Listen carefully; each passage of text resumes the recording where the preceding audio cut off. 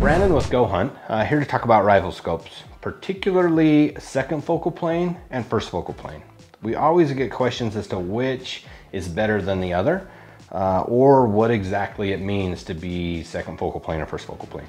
First off, to kind of tell a little bit about what a focal plane is there's two sections of the riflescope where an image or colors come to a finite point and register as an image. You've got the front one, or the first one, and then the rear one, which is the second one.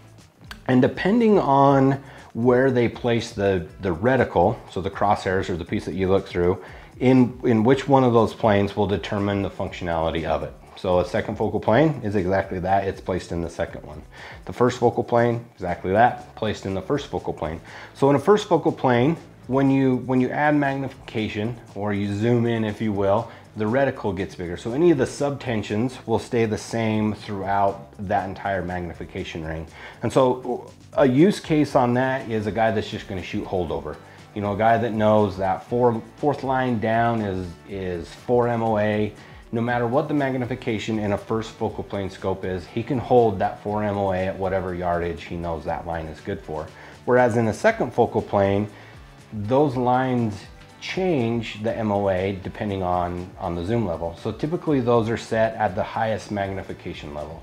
So a lot of those subtensions are 1 MOA subtensions. That's only true in a second focal plane at the highest magnification, so at 25 power.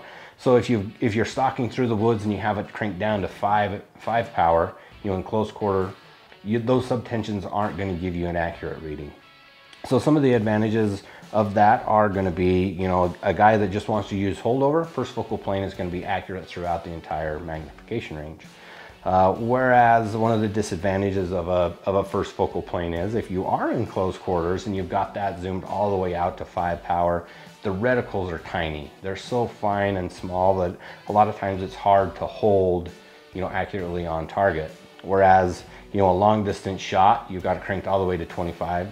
The reticle in a first focal plane will actually get big enough that you can see it really well and do.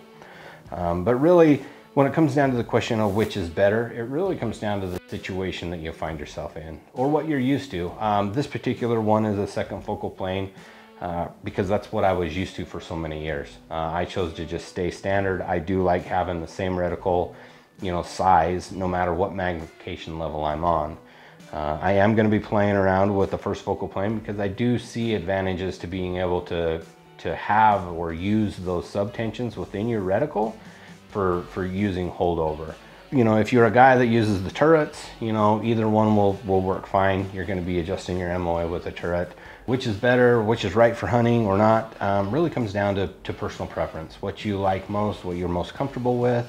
Again, first focal plane, the subtensions are going to stay the same throughout all magnification ranges. The reticle does change in size depending on your magnification setting. Second focal plane, it's a constant reticle. Stays the same no matter what magnification, but the subtensions don't stay true in that particular case. If you've got any comments or any suggestions, drop a comment in the section below. We'd love to hear your opinion on which you prefer and why. Thanks again for watching.